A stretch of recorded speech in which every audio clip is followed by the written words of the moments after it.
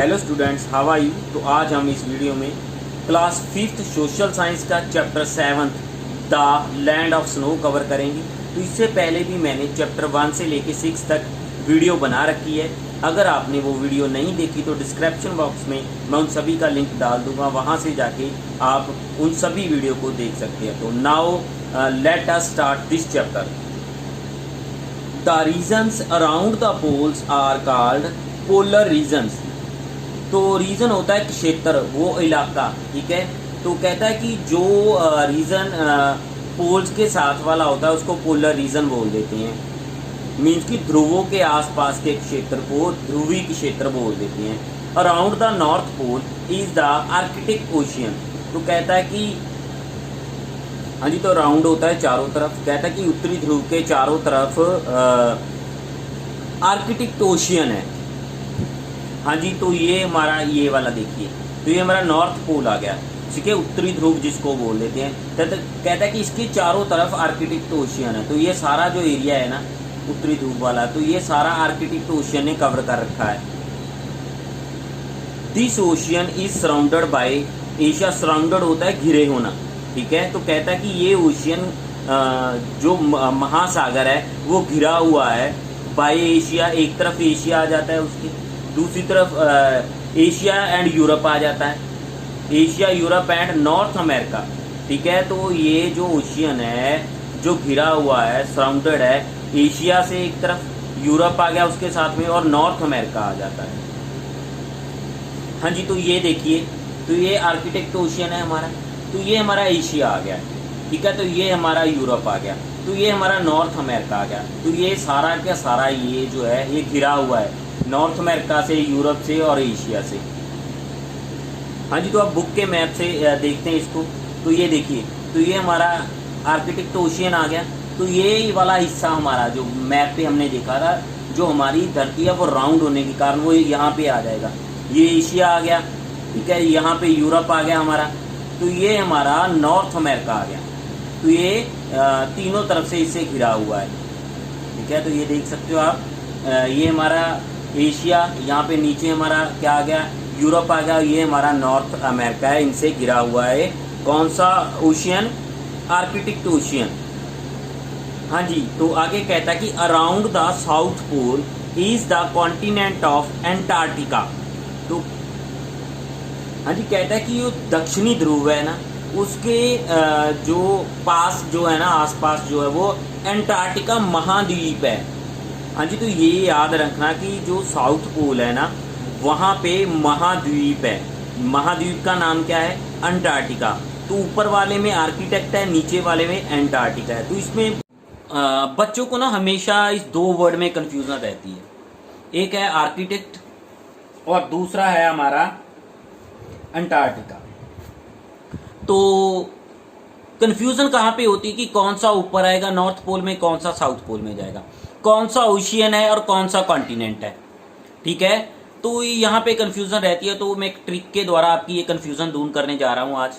तो देखिए, पहले हमने क्या देखना है कि कौन से जो लेटर्स है, अल्फाबेट है, ज्यादा है, ठीक है। तो नीचे वाले देख रहे हो ना, एंटार्क्टिका, इसके जो लेटर्स हैं, ठीक है, तो वो ज्यादा है, अल्फाबेट जिसको इंग्लिश के अल्फाबेट बोल देते हैं वो ज्यादा है, ठीक है। तो ये नीचे आएगा, क्लियर है। जिसके जो ज्यादा लेंथी है वो नीचे, जो छोटा है वो ऊपर।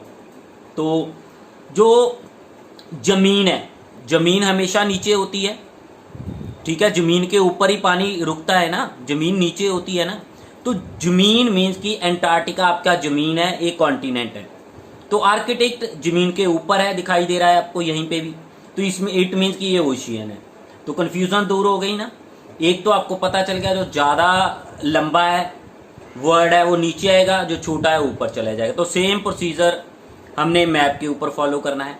एंटार्क्टिका जो हमारा नीचे आएगा, आर्किटेक्ट हमारा ऊपर जाएगा। तो एंटार्क्टिका हमारा जमीन वाला हिस्सा है, मीन्स कॉन्टिनेंट है, आर्किटेक्ट हमारा ओशियन है। हाँ जी, लीजिए इसको आपके मैप के ऊपर रिलेट करके दिखा रहा हूं। तो ये हमारा आ गया आर्किटेक्ट, ठीक है, ऊपर आ गया। तो ये हमारा एंटार्क्टिका, ये नीचे आ गया। तो ये हमारा ओशियन है, तो ये हमारा जमीन का हिस्सा है, कॉन्टिनेंट है। तो अब भूलना नहीं, तो इजी ट्रिक बताइए आपको लर्न करने की इसकी। जी, तो आगे हमारा आ गया ग्रीनलैंड। तो Greenland the world's largest island is situated near the north pole.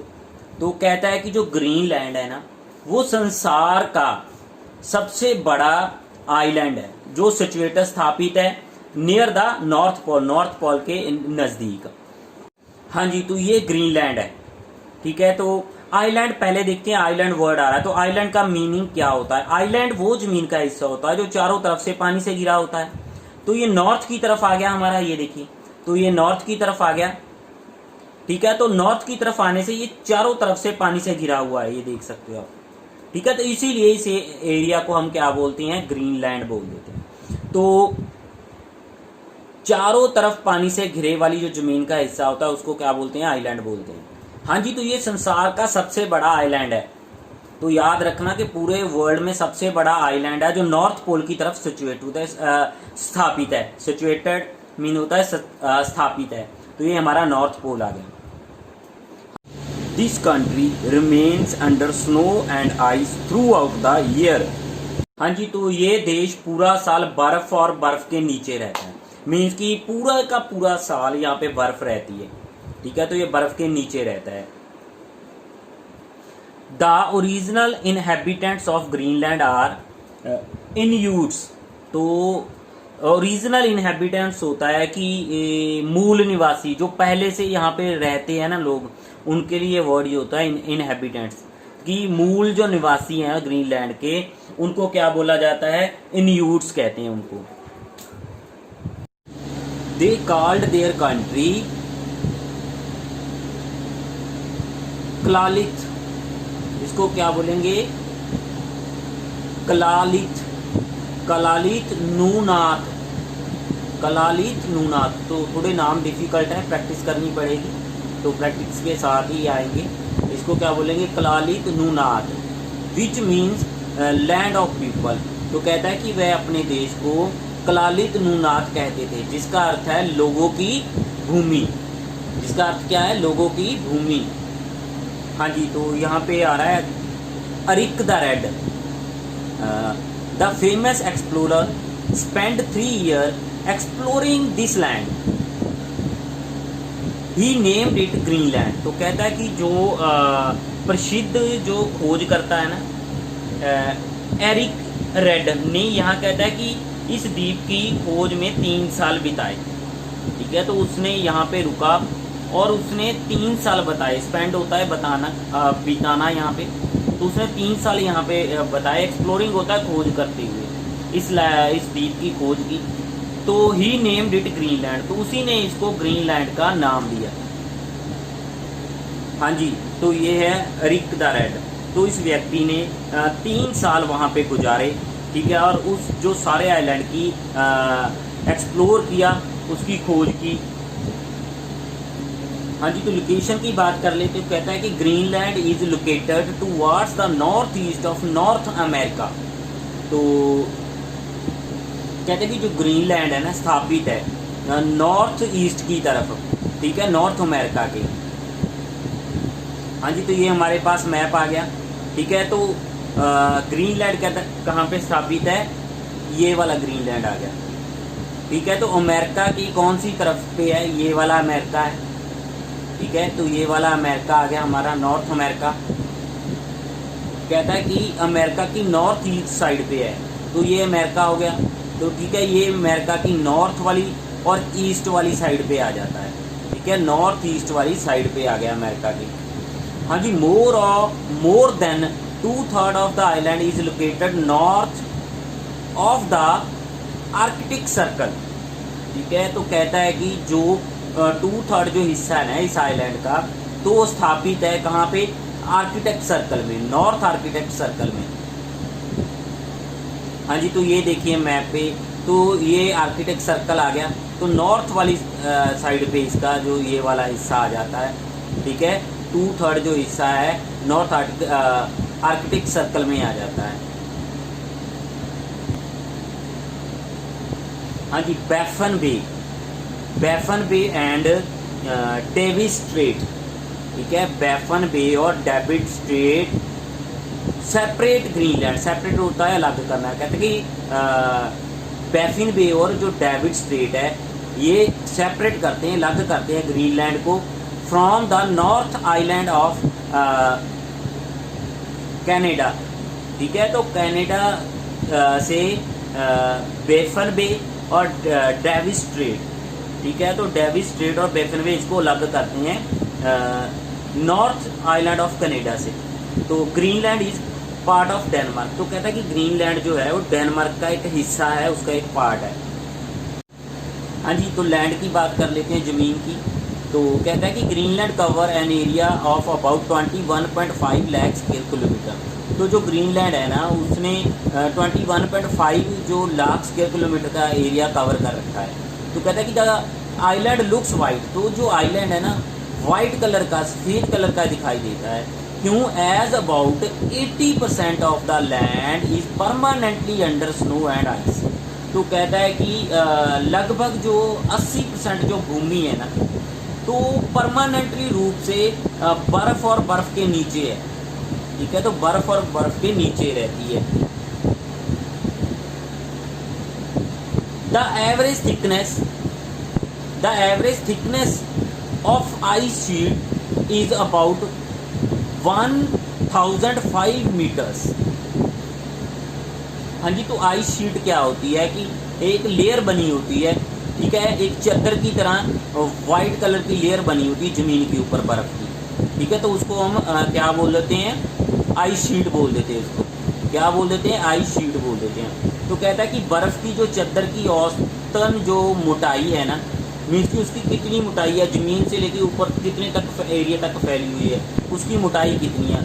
तो कहता है कि लगभग 1500 मीटर की इसकी मोटाई है, ठीक है। तो जो ज़मीन से लेके ऊपर तक है उसकी मोटाई 1500 मीटर की है।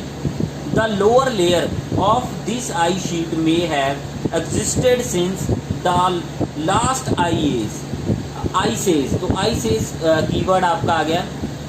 हाँ जी, तो आइस एज आपका कीवर्ड है, तो इसको देख लेते हैं, पहले कीवर्ड ही क्लियर कर लेते हैं। हाँ जी, आइस एज क्या होती है? The time many year before when thick ice sheet cover large area of land. कहता है कि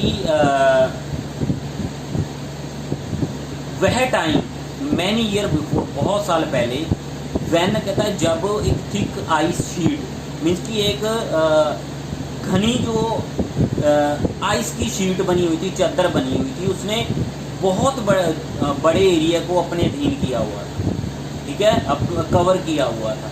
मीन्स कि आइस एज तब की बात है कि जब हमारी धरती के ऊपर लाइफ पॉसिबल नहीं थी। जो सारी की सारी जो हमारी धरती है ना वे बहुत ज़्यादा ठंडा प्लैनेट बना हुआ था। तो उस समय को हम आइस एज बोल देते हैं कि चारों तरफ बर्फ़ ही बर्फ़ थी, तो जीवन पॉसिबल नहीं हो सकता था इतने जो ठंडे एरिया में। तो आगे आपका एक वर्ड और आ गया, हार्पून। तो हार्पून्स क्या होते हैं? वेपन होते हैं like a spear with a rope attach to it.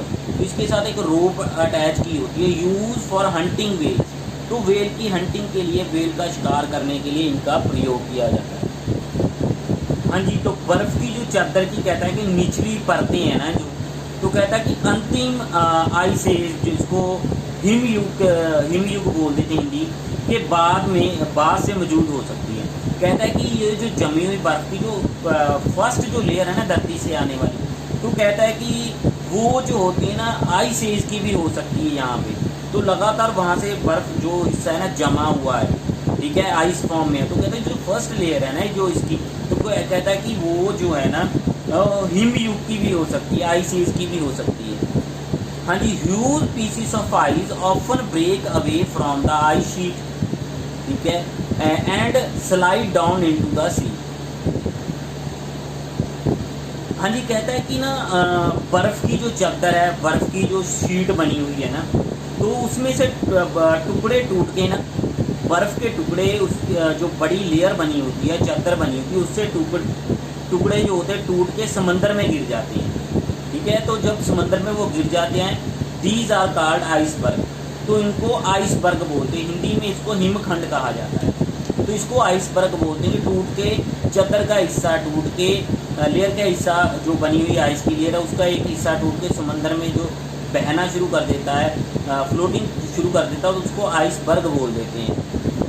These block of ice look like huge frozen mountains floating in the सी।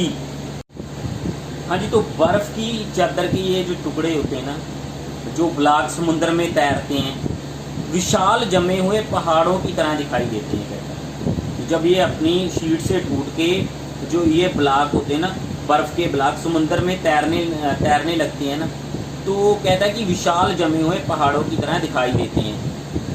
तो ये देख सकते हैं पिक्चर पे आप। हाँ जी, these are often not visible due to thick fog. तो कहता है कि घनी धुंध के कारण, ठीक है, तो कई बार ये दिखाई नहीं देते। जो जहाज़ यहाँ पे निकलते हैं उनको दिखाई नहीं देते, घनी धुंध के कारण। बहुत ज़्यादा धुंध पड़ती है तो दिखाई नहीं देते। Icebergs are very dangerous for ship. तो ये शिप के लिए बहुत ज़्यादा खतरनाक होती हैं। That sail through this region. तो जो इस रीजन से सेल करके जाती है, मीन्स की जो इस क्षेत्र से जहाज़ होके जाते हैं ना, तो उनके लिए बहुत ज़्यादा खतरनाक हो जाती है।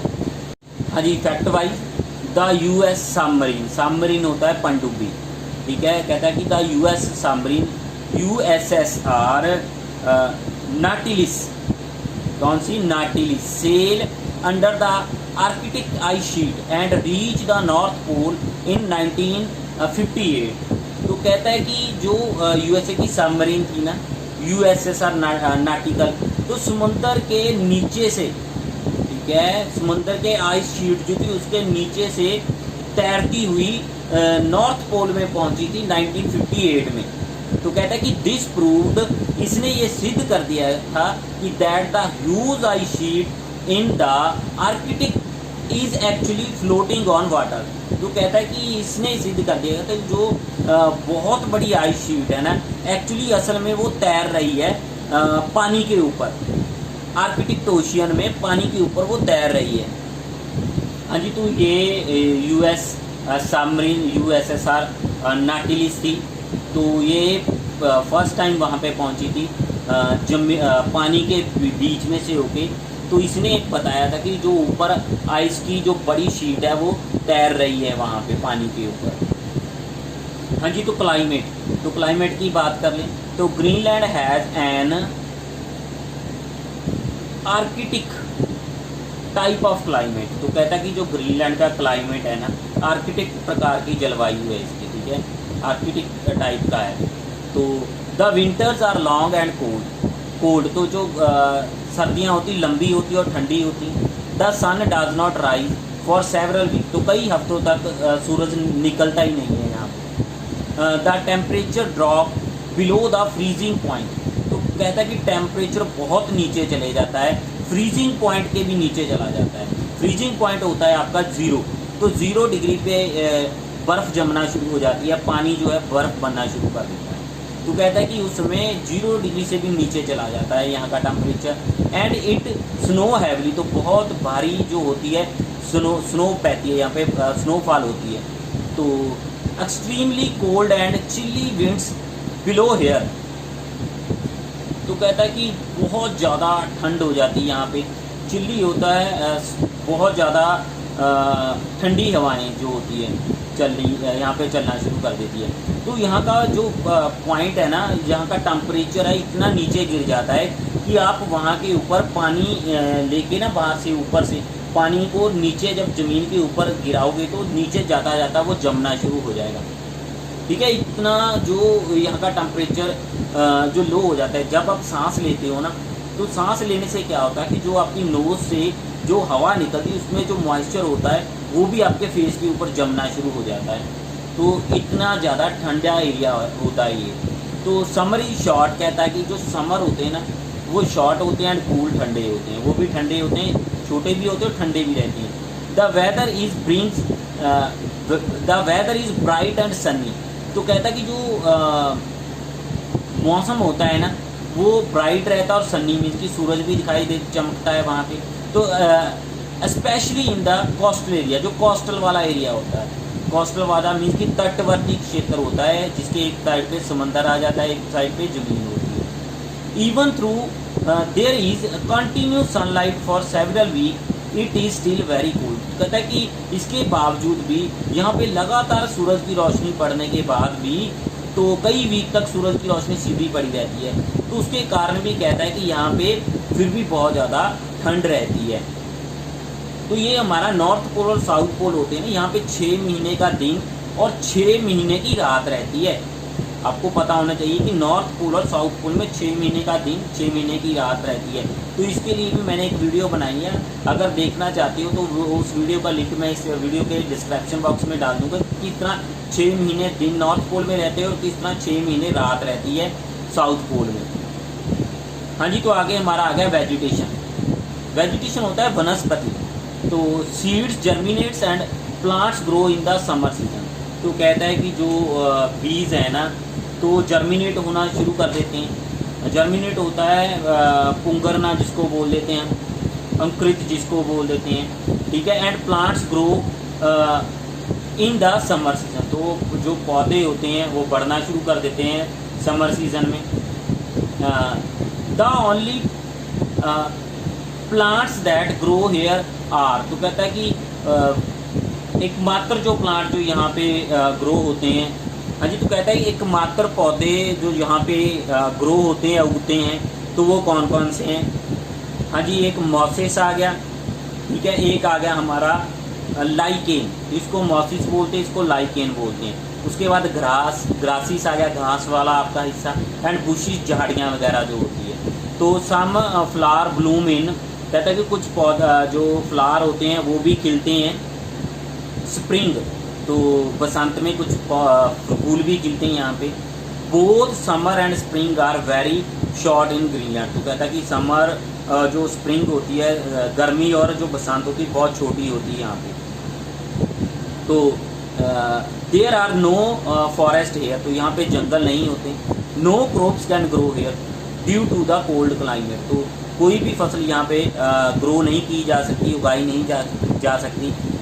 क्यों नहीं? क्योंकि यहाँ पे जो टेम्परेचर है बहुत ज़्यादा ठंडा होता है। तो मोस्टली 80% हिस्सा तो इसका बर्फ़ से कवर रहता है। तो जो हिस्सा बचता है, ठीक है, तो वहाँ पे बहुत ज़्यादा ठंड के कारण फसल नहीं ग्रो कर पाते। हाँ जी, तो ये जो हमारी मॉसिस होती है, इस तरह की काई जिसको बोल देते हैं, मॉसिस को काई बोल देते हैं। आपने देखा ना, बहुत ज़्यादा जहाँ पे बारिश होती है तो इस एरिया में जहाँ पे ज़्यादा पानी होता है तो इस तरह काई सी जम जाती है, ठीक है। विलेज के पॉन्ड में भी आप देख सकते हो। तो इस तरह की ये वाली होती है। तो ये जो नीचे है ना, यहाँ पे ये लाइकेन है। तो वाइट वाइट सी दिखाई दे रही है, ट्री के साथ लगी हुई है वाइट वाइट की कलर की। तो ये इसको क्या बोलते हैं, लाइकेन्स बोल देते हैं। हाँ जी, तो वाइल्ड लाइफ की बात कर लें तो कहता है ओनली एनिमल्स विद थिक फरी कोट्स और those which can withstand extreme cold can survive in Greenland. तो थिक फरी होता है कि जिनके ऊपर बालों की जो बने होते हैं, बहुत ज़्यादा घने बाल होते हैं, ठीक है, जो उनकी मोटी चमड़ी वाले। जी ये देखिए, इसको मस्क ऑक्स है, इसके ऊपर जो बालों ने कवर किया हुआ है, ठीक है। तो ये देखिए, पोलर बियर के ऊपर भी बाल कितने हैं, इसको कवर कर रखा है। तो इस तरह के जानवर जो कहता है कि जो बहुत ज़्यादा ठंडे वातावरण में अपने आप को एडजस्ट कर लेते हैं ना, तो वही यहाँ पे सरवाइव कर सकते हैं, यहाँ पे जिंदा रह सकते हैं, मीन्स कि यहाँ पे जीवित रह सकते हैं। तो कहता है इसमें वोल्फ लाइक डॉग आ जाते हैं, कार्ड हस्की, जिसको हस्कीज बोल देते हैं, are used for hunting and the pulling sledges.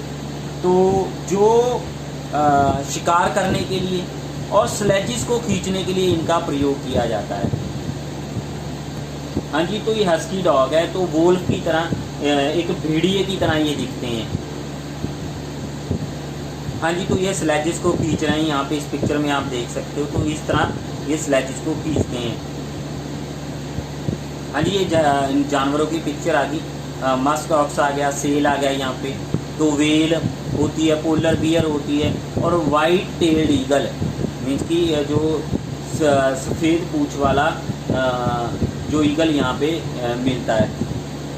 हाँ जी, तो ये चेक पॉइंट है, ये आपने खुद सॉल्व करने हैं। चैप्टर रीड कर लिया, उसमें से ये नेम देम, नेम देने इसको। The original inhabitants of Greenland के कौन से थे, हम इसको करके आए हैं, तो आपने खुद सॉल्व करने हैं। तो आगे कहता है कि लाइफ ऑफ द पीपल, तो लोगों की ज़िंदगी, ठीक है, उसके बारे में देखते हैं। तो द इन्यूट्स आल्सो कॉल्ड एस्कीमोस, इसको क्या बोलेंगे, एस्कीमोस, इसको फिर से बोलो एस्कीमोस, ठीक है। तो इसको इन्यूट्स, तो कहता है कि जो इन्यूट्स हैं उनको एस्कीमो भी कहा जाता है। Came to Greenland from North America, तो कहता है कि वो ग्रीनलैंड से नॉर्थ अमेरिका में आए थे, ठीक है, ग्रीनलैंड में नॉर्थ अमेरिका से आए थे। एंड सेटल्ड हेयर, तो यहाँ पे सेटल हो गए। मैनी ईयर इगो, बहुत साल पहले। तो over time they had adapted themselves to the harsh climate, तो समय के साथ कहता है कि उन्होंने खुद को जो कठोर जो जलवायु था उसके मुताबिक ढाल लिया, ठीक है। अडेप्टेड होता है ढालना अपने आप को समय के मुताबिक, जिस तरह की कंडीशन है। तो कहता है कि the Inuits are short and stout, तो स्टाउट होता है दलेर, हौसले वाला। तो कहता है जो न्यूट्स है ना यहाँ पे रहने वाले, छोटे होते हैं, हाइट में छोटे होते हैं, और कहता हौसले वाले होते हैं, दलेर लोग होते हैं ये। हाँ जी, तो ये न्यूट्स फैमिली की पिक्चर है, आप इसको देख सकते हो। हाँ जी, तो कहता है कि दे हैव फ्लैट फेस, तो उसका जो फेस होता है फ्लैट होता है। नैरो आइज़, तो नैरो आइज़ होती है उनकी। एंड कॉपर येलो स्किन, तो कॉपर की तरह जो हमारा तांबे की तरह है, उनकी येलो कलर की स्किन होती है। हाँ जी, they wear cloth made of the skin of seal, तो कहता है कि वो जो कपड़े पहनते हैं ना वो सील के बने, मीन्स जो सील जानवर है ना उसकी स्किन से बने होते हैं। हाँ जी, तो ये सील है, तो इसकी जो खाल होती है ना शिकार के बाद तो निकालते हैं, तो इससे अपने जो वस्त्र बना लेते हैं। हाँ जी, हाँ जी, तो देयर जैकेट्स कॉल्ड पार्कस, तो पार्कस बोलना है इसको। Parkas have hoods too, hoods होता है फन की तरह, कवर देयर हेड्स। हाँ जी, तो ये पार्कस की पिक्चर है उनकी जैकेट की, तो ये फन की तरह होती है, जैसे सांप का फन होता है ना आगे, उस तरह की ये ऊपर से बनी होती है। तो उनके जो हेड है ना उसको भी अच्छे से कवर कर देती है ये। हाँ जी, cover they generally wear double trouser, तो अक्सर वे डबल ट्राउज़र पहनते हैं। एंड हाई बूट्स, तो हाई बूट्स लंबे बूट्स होते हैं वो पहनते हैं। Also made of seal skin, तो से जो सील की स्किन है ना उसी से बने होते हैं ये जो उनके बूट होते हैं। टू कीप देमसेल्फ वार्म, तो उनको वो वार्म रखते हैं, गर्म रखते हैं। हाँ जी, the people who lived in the extreme north build snow houses और igloos during the winter season.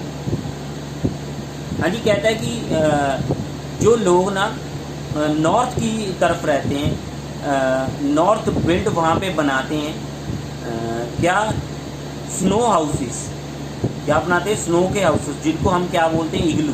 कौन से सीज़न में, विंटर सीज़न में, सर्दियों के सीज़न में वो इग्लूज बना के उनके बीच में रहते हैं। हाँ जी, तो कहता है कि इसका मतलब है कि जो लोग ज़्यादातर जो ना उत्तर की तरफ रहते हैं ना, तो वो सर्दियों में क्या करते हैं,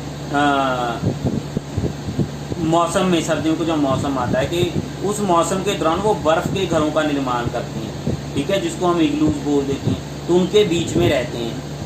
हाँ जी, तो ये बर्फ़ के घर है जिसको हम क्या बोल देते हैं, इग्लूज बोल देते हैं। तो इस तरह बर्फ़ से ऊपर से कवर किए होते हैं, या आइस शीट लगी होती है बर्फ़ को लगा के, तो इस तरह कवर करके ये घर बना दिए जाते हैं। हाँ जी, they use large block of ice to construct them, तो कहते हैं कि बड़े बड़े ब्लॉक्स का यूज़ करते हैं इनको बनाने के लिए, वो आइस के। तो the igloos are dome shape, तो डूम होता है गुंबद की कार वाली शेप होती है इनकी। हाँ जी फिर से देखो, ये डूम शेप होती है, जैसे गुरुद्वारों मंदिरों की शेप बनी होती है ना ऊपर से इस तरह की, तो कहता है कि इनकी भी डूम शेप्स होती है। ये देखिए आपकी जो बुक है उसमें भी इसकी पिक्चर बनी हुई। In the winter the Inuits live in igloos. हाँ जी, कहता है कि a hole is made in the center of the dome to allow smoke and hot air to pass through। तो जो सेंटर होता है ना डूम का, उसके बीच में कहता है कि एक होल कर दिया जाता है, ठीक है, सेंटर में एक डूम के होल कर दिया जाता था। तो उससे क्या होता है कि जो स्मोक है, जो हॉट गैसेस वगैरह होती है वो पास होती रहती है, बाहर को निकलती रहती है। The floor is covered with the skins and fur of animal. तो जो फ्लोर होता है ना वहाँ का, जहाँ पे नीचे वाला हिस्सा होता है जिसको फर्श बोल देते हैं, तो उसको कवर करते हैं स्किन के साथ, चमड़ी के साथ, एंड फर जो होता है जानवरों का उसके साथ। जो फर होता है उनकी खाल के ऊपर से निकाला होता है ना, तो ये गर्म वाला जो होता है उससे इसको कवर कर देते हैं। With the skin of fur of animals, के फर जो निकलता है उससे। कहते हैं कि during summer people live in the tent made of animal hide. तो कहता है कि जो समर आ जाते, गर्मियाँ आ जाती, तो लोग कहता है कि टेंटों में रहते हैं जो बने होते हैं एनिमल्स हाइट्स। तो एनिमल्स हाइट होती है जानवरों की खाल, तो जानवरों की खाल से ये बने होते हैं। दीज आर कॉल्ड, तो इनको क्या बोलते हैं, जो बने होती है टेंट बने होते हैं, इनको बोल देंगे टू पिग्स। क्या बोलेंगे? Tupiks. हाँ जी, तो ये पिक्चर है टू पिग्स की, इस तरह के बने होते हैं। तो ये जानवर की खाल से बनी हुई हैं, ठीक है, इससे टेंट बना के इसमें रहते हैं। हाँ जी, इन रिसेंट ईयर्स, कहता है कि हाल ही के जो सालों में people have started living in modern houses. तो लोगों ने आधुनिक घरों में रहना शुरू कर दिया है। हाँ जी, the Inuits are hard working, means कि वो हार्ड वर्किंग मेहनती होते हैं। इन्यूट्स चीयरफुल होता है, हंसमुख, और बहुत हंसमुख होते हैं। एंड हॉस्पिटेबल्स पीपल, और हॉस्पिटेबल्स होता है कि मेहमान निवाज होते हैं वो लोग। For hundreds of year they lived by hunting, fishing and gathering roots during summer and spring. तो कहता है कि सैकड़ों सालों तक वह मछली पकड़ने में या शिकार करते थे, और गर्मी में जो या बसंत में क्या करते थे, फल वगैरह इकट्ठा कर लेते थे, ठीक है, तो इस तरह अपना गुजारा करते थे। हाँ जी, तो आगे है, in the past they got most of the things they needed bye hunting animals. कहता है कि जो पास्ट था, जो उसका अतीत था ना, उनमें जानवरों का शिकार करने के लिए उनकी जो ज़रूरतों की ज़्यादातर चीज़ें उनको मिल जाती थी, उनकी जो ज़रूरत की चीज़ें ज़्यादातर चीज़ें उनको मिल जाती थी। नाउ डे, तो कहता है कि nowadays they can buy goods brought in from other countries. कहता है कि आजकल वे दूसरे देशों से भी जो वस्तुएं वगैरह है, ठीक है, जो सामान वगैरह है खरीद सकते हैं। मिलकी जो दूसरे देशों से लाया हुआ सामान है ना, वो खरीद सकते हैं। हाँ जी, आगे आ गया हमारा अक्कोपिशन कितना। इन्यूट्स आर स्किल्ड फिशरमैन, तो वो एक कुशल फिशरमैन होते हैं। एंड हंटर, शिकारी होते हैं। दे Hunt animal for their meet, तो जानवरों का शिकार करते हैं उनके मीट के लिए, उनकी खाल के लिए, स्किन हो गया, एंड फैट के लिए।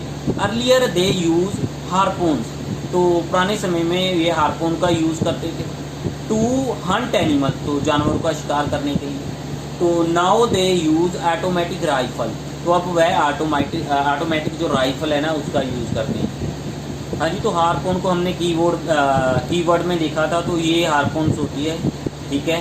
तो इसके पीछे एक रस्सी लगी होती है इस तरह की, ठीक है। तो ये पिक्चर है, ये टूल है उनका शिकार करने का, औजार भी है, वेपन भी कह सकते हो उनका, जो शिकार करने के लिए यूज़ करते थे। हाँ जी, the Inuits use small boats called kayaks, तो जो छोटी बोट का वह यूज़ करते हैं ना, ठीक है, तो उसको क्या बोलते हैं, कियाकस। क्या बोलेंगे? कियाकस, क्या कस टू हंट सी एनिमल, तो जो समुद्री जानवरों का शिकार करने के लिए यूज़ करते हैं। आ ब्रॉड बोट, जो बड़ी वाली बोट होती है, कॉल्ड उम्मियाक, क्या बोलेंगे umiak, is use to hunt whale, तो वेल का हंट करने के लिए, शिकार करने के लिए बड़ी मछली होती है तो बड़ी बोट यूज़ करते हैं। These boat are called also use for transportation, तो ये यातायात के साधन के रूप में भी बोट यहाँ वहाँ पे प्रयोग की जाती है। ऑन लैंड इन्यूट्स यूज स्लेजेस, तो कहता है कि ज़मीन के ऊपर जो इन्यूट्स है तो वो स्लेजेस का यूज़ करते हैं। स्लेजेस आपने देखी थी खींचने वाली, जो हस्कीज खींच रहे थे। The lifestyle of the Inuits has undergone may change in recent time. हाँ जी, कहता है कि उनकी जो जीवन शैली में ना हाल ही के दिनों में कुछ बदलाव आया है, ठीक है, उनकी लाइफ स्टाइल में बदलाव आया है। Now they use motor boats and motorised sledges, तो ये देखिए, तो ये मोटर बोट अब यूज़ करना शुरू कर दिया उन्होंने। तो कहता है कि मोटराइज्ड स्लेजेस, तो मोटराइज्ड स्लेजेस भी उन्होंने यूज़ करना शुरू कर दिया। हाँ जी, तो ये मोटराइज्ड स्लेजेस है, पहले हस्की खींचते थे वो स्लेजेस का, ये मोटराइज्ड स्लेजेस का अब वहाँ पे यूज़ होना शुरू हो गया है। हाँ जी, कहता कि many people also work in mines and oil field, तो बहुत सारे जो लोग हैं माइंस में, खदानों में काम करते हैं और ऑयल फील्ड में काम करते हैं। A large number of Inuits have migrated to town and cities, तो कहता है कि बड़ी संख्या में इन्यूट्स जो हैं कस्बों और शहरों में चले गए हैं। माइग्रेट होता है जगह छोड़ के कहीं और जाके बसना, तो वो एक जगह को छोड़ के दूसरी जगह पे जाके बसना शुरू कर दिया उन्होंने कस्बों और शहरों में। हाँ जी, तो आगे आ गया cities. The thick sheet of ice has restricted, होता है प्रतिबंध लगाना, रिस्ट्रिक्टेड होता है प्रतिबंध लगाना, settlement to the coastal area. हाँ जी, कहता है कि जो बर्फ़ की मोटी चादर ने ना, तो तटवर्ती क्षेत्र में बसने वाले जो लोग थे ना, उनके ऊपर प्रतिबंध लगा दिया है कि आप यहाँ पे नहीं रह सकते। There are very few large town in Greenland, तो कहता है कि यहाँ पे बहुत कम बड़े जो टाउन्स हैं ग्रीनलैंड में। नूक, इसको क्या बोलेंगे नूक, और इसको क्या बोलेंगे गोड थैब, ठीक है, क्या बोलेंगे Godthab, is the capital and the largest city. तो नूक जिसको गॉड थैब भी बोल देते हैं, ठीक है, तो न्यूक को गॉड थैब भी बोल देते हैं। कहता है कि कैपिटल है इसकी एंड द लार्जेस्ट सिटी भी है ग्रीनलैंड। एंड सस्यम्यूट, इसको क्या बोलेंगे सस्यम्यूट, सस्यम्यूट एंड इल्यूलिस्ट, इल्यूलिस्ट क्या बोलेंगे Ilulissat are the other big city, तो ये दूसरी जो बड़ी सिटीज़ आ जाती है यहाँ पे। The total population of Greenland is about 56,000, तो जो टोटल इनकी जनसंख्या है यहाँ की, ठीक है, तो 56,000 है। Settlement along the coastal of Greenland, settlement होता है जो रिहायशी बस्तियाँ बन जाती है, ठीक है, अलॉन्ग होता है साथ में, कॉस्ट के साथ में, मीन्स की तटवर्ती इलाके के साथ में ग्रीनलैंड के बनी हुई बस्तियों की ये एक पिक्चर दी हुई है। तो वर्ड टू नो हमने कर लिए हैं, तो क्विक रिकैप जल्दी से देख लेते हैं। कहता है Greenland is the world's largest island, तो संसार का लार्जेस्ट आइलैंड है। कहता है कि नूक और Godthab is the capital of Greenland, तो इसकी कैपिटल है। It is very cold throughout the year, तो सारा साल बहुत ठंडा रहता है। Not much vegetation grow here, तो जब बहुत ज़्यादा वेजिटेशन यहाँ पे जो वनस्पति नहीं ग्रो होती। Inuits are the native of Greenland, native होता है कि वहाँ पे रहने वाले, जहाँ पे वो पैदा होते हैं, मातृभूमि इनकी इन्यूट्स की मातृभूमि है। They they hunt animals and catch fish, तो वो जानवरों का शिकार करते हैं और मछली पकड़ते हैं। People where cloth and shoes made of animal skin, तो जो लोग हैं कपड़े पहनते हैं, ठीक है, शूज़ जो पहनते हैं बने होते हैं एनिमल्स की स्किन के, ये एनिमल जो होते हैं जानवरों के खाल से बने होते हैं। दे लिव इन टेंट और इग्लू, तो वो टेंट और इग्लूस में रहते हैं। इग्लूस और टेंट मैंने आपको पिक्चर में क्लियर करवा दिए हैं। The main means of transport, तो जो मुख्य ट्रांसपोर्ट का साधन है ऑन लैंड इज स्लेजिस, तो ज़मीन के ऊपर स्लेजिस से हमने देखे थे, पहले हस्की खींचते थे, ठीक है, अब उसको चेंज कर दिया गया था। कहता है उमियाक्स और क्याकस, उमियाक्स और क्याकस आर यूज्ड इन वाटर, तो उमियाक्स आपकी बड़ी वाली शिप होती थी, ठीक है, तो क्याक्स आपकी छोटी वाली हो जाती थी। तो इसी के साथ जो हमारा ये चैप्टर कंप्लीट होता है।